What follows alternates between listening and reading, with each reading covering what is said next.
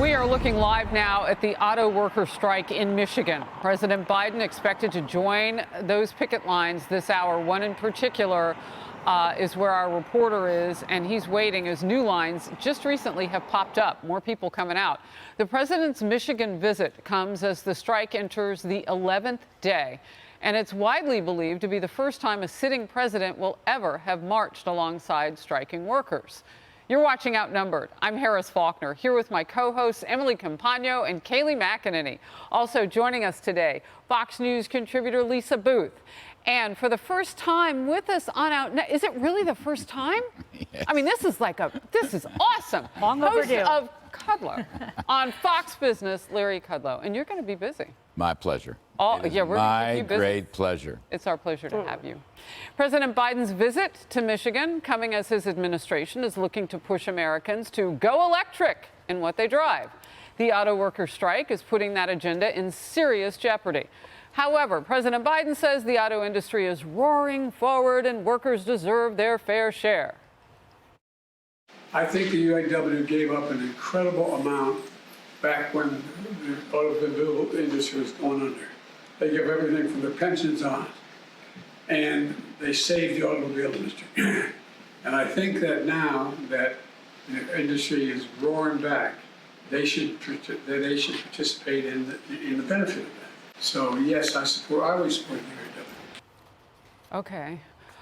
The White House won't say if the president supports the UAW's demands, which include a 4-day work week and a 40% pay hike.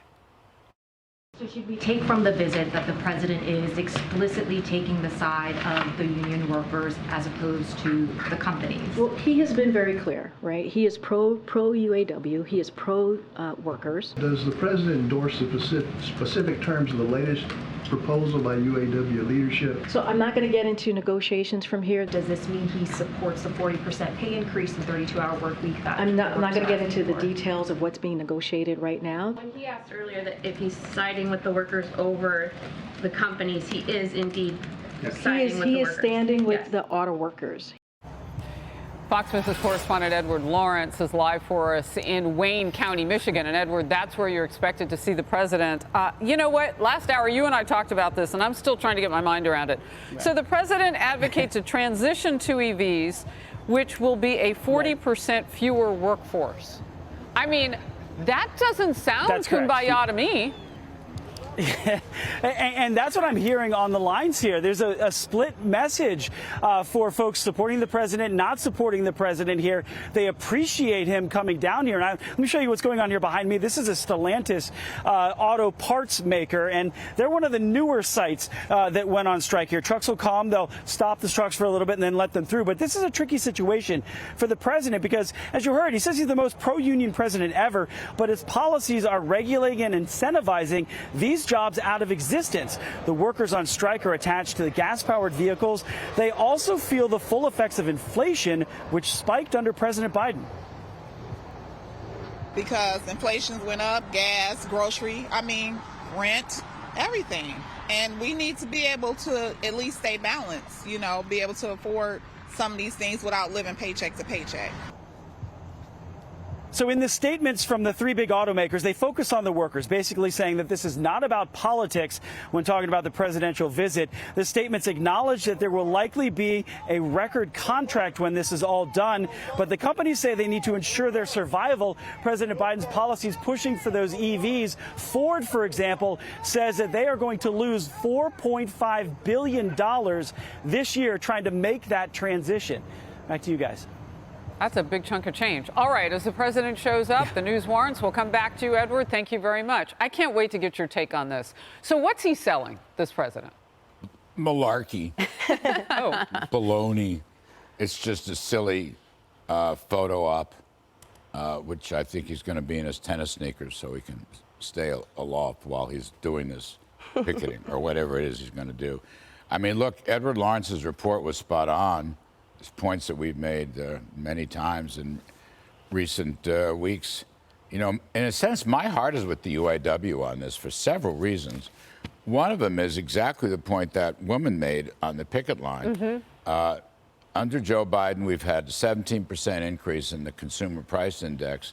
But necessities like food and gasoline are much higher, and rents, she's quite right, and electricity, much higher. The UAW has not had a cost of living adjustment, a COLA adjustment, since the financial crisis deal that was made with Ford, then Chrysler, now Stellantis, and GM, going back to 2009, 2010. Wow. Okay, so you do the math. So that's almost 15 years. Yes. And prices have been relatively stable until recently. So they've fallen way behind. By the way, this is Joe Biden's Achilles heel. This is why Bidenomics is ranking about 30% approval right now and a 60% plus disapproval, because prices are rising faster than wages. Second point, sneak this one in, then you can eat it up if you want. Here's what. The Green New Deal, which in my opinion is just some far left radical idea that's completely unnecessary. The Green New Deal is destroying jobs. The Green New Deal and the mandates and the regulations, not to speak of the taxes, and the idea that in 10 years you're going to have everyone, electric vehicles, not gas-powered cars, but electric vehicles, will cost the UAW perhaps the better part of their membership, but even non-union car workers, auto workers, are going to get slaughtered by the Green New Deal. Now, they know that.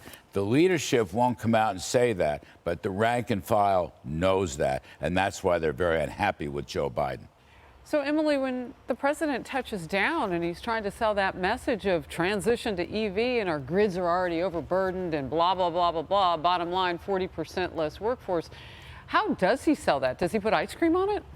I think, unfortunately, what he has going for him is the fact that the woke left media, the mainstream media, will put out and amplify any false malarkey, any narrative he puts forth.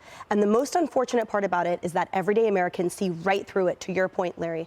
We note the woman on the picket line that said that. That's why 44% of Americans say we are worse off than we were before you assumed the presidency. Note as well, this president enjoyed almost $30 million in donations for his campaign in 2020 by unions, and almost half that amount from green groups. So which is it? He tries to toe the line between both. He capitulates to China, which is the vast supporter of the Green New Deal, the joke that it is, and the dependent on their batteries, and yet he also says he's for the unions.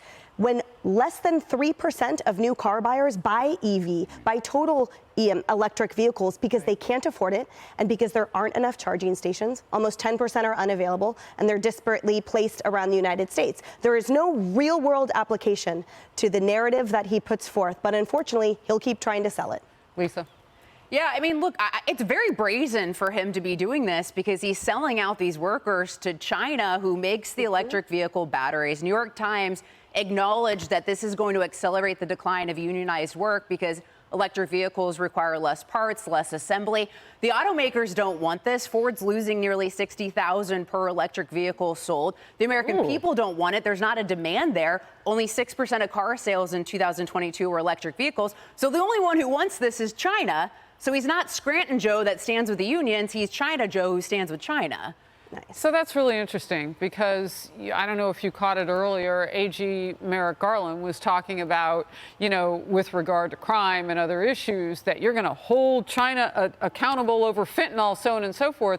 That would require a president having not said in recent days, we're going to go easy on China. Remember, he was at the UN. Oh, we don't want to push them too hard. We got 99 problems with China. Yeah, you know, I like how Politico put it. We've got 99 problems for Joe Biden, and an auto strike is just one. This is a huge problem for the president. I have a very hard time believing President Joe Biden's going to walk the picket line. If he does, it's going to be controlled. When you create a communication strategy, I'm sure Ben LaBolt thinks this through in the White House, you want to minimize the risk and maximize the chance of your boss looking good. Joe Biden is not beloved by union workers. I wonder the degree to which this has been AstroTurf. We know they clean up the streets before he goes places, as he did, I believe, was El Paso. You often make reference to that. Well, they did it here in New York. And here in New York. Well, I have a hard time he's just going to walk among the union workers. He is not loved by union workers in the way a traditional Democrat is because of his beholdenness to the green agenda. So we'll see if he walks the picket line. If he does, he may get shouted down by someone who is not quite in line with President Joe Biden, his inflationary repercussions that have happened in their everyday lives. Those workers, hard hats, construction workers, people who work with their hands, people who work with assembly lines, hate the Green New Deal.